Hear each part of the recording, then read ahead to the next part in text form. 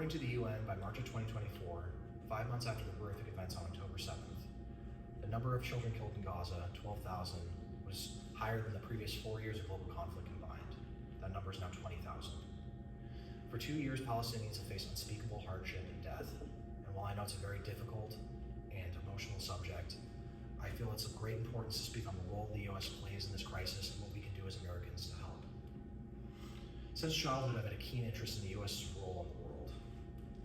The global impact of our nation on the lives of millions of people has been a siren's call to my intellectual curiosity. I can say with confidence this is my number one passion in life. Without mincing words, there's a genocide transpiring in Gaza. It's imperative for everyone, especially Americans, to understand the profound role the U.S. government across multiple administrations has played in it. Because of this profound role we have in this genocide, I believe the United States federal government must cease all lethal aid to the state of Israel as a means to negotiate an end to this conflict and further reach a more permanent resolution. With that in mind, my speech will address the following: the evidence supporting claims that Israel is committing a genocide, the role of U.S. taxpayer funding in it, and the avenues through which citizens can urge our government to take action towards ending it. It is a belief among a large part of the international community that Israel is committing a genocide in Gaza. Hundreds of organizations such as Amnesty International, Doctors Without Borders, the United Nations, and Israeli human rights organizations have all credibly accused Israel of committing this crime against humanity. Often considered the authority on genocide, the International Association of Genocide Scholars, which consists of over 500 experts, has eloquently defined how Israel is committing said genocide. The IAGS has described how Israel has destroyed 90% of housing infrastructure, displaced 2.3 million people, deliberately deprived Gazans of food and water, destroyed 94% of their hospitals, and intentionally targeted schools, universities, museums, and libraries. But worst of all, Israel has killed or injured over 50,000 children, which is substantial targeting is a violation of the Genocide Convention. Besides the moral catastrophe being inflicted on the Palestinians, the economic pressure put on the American taxpayer is no small issue. Since the inception of the State of Israel, according to the Council on Foreign Relations, the United States has provided over $300 billion in mostly military aid. They are by far the largest recipient of our international aid. According to the Congressional Research Service, before the war on Gaza, the U.S. aid accounted for 20% of the Israeli national defense budget. That share is much likely higher now. Since October 7, 2023, the U.S. has provided some $16.3 billion in direct military aid. There is no question that Israel is quite dependent on our assistance both economically and militarily. So I might question if that money could find better use servicing Americans instead.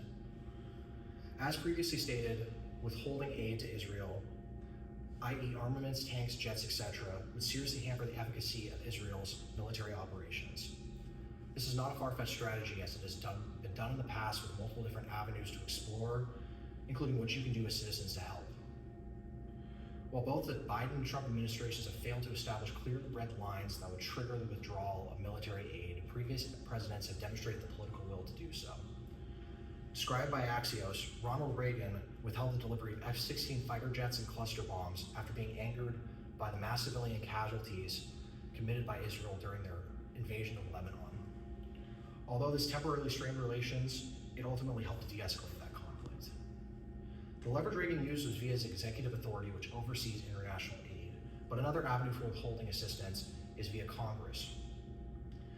One form of assistance provided to Israel is arms sales, which amounts to $63 billion since 1950, according to the CFR. Congress can block said arms sales via a joint resolution, thus providing potent leverage from an entirely different branch of government. A truly underrated but often effective tactic you can all apply is contacting your local congressman and imploring them to support the cessation of military operations and assistance to Israel. Go to house.gov/representatives and type in your zip code in the upper right corner to get their contact info.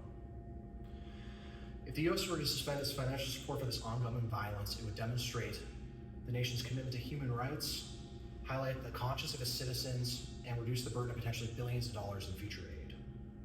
There's a system that governs global politics called the rules-based international order, which is a mixture of laws, norms, and institutions such as the United Nations that speaks highly of upholding human rights. If the U.S. wishes to continue being a global leader, it must uphold this principle of human rights, and stopping this genocide would be a significant step in doing so. I know this is a grave subject that's difficult to digest, but I hope my plea to all of you has resonated in some way. Reaching out to your congressman in order to push for the end of all lethal aid to Israel could have a genuine effect to alleviate the suffering incurred from these crimes against humanity. In summary, I've discussed the evidence supporting the claim that Israel has committed a genocide, the role of US taxpayer funding in it, and the collective actions we can use as citizens to help put an end to it. There's an old saying, one death is a tragedy, a million is a statistic.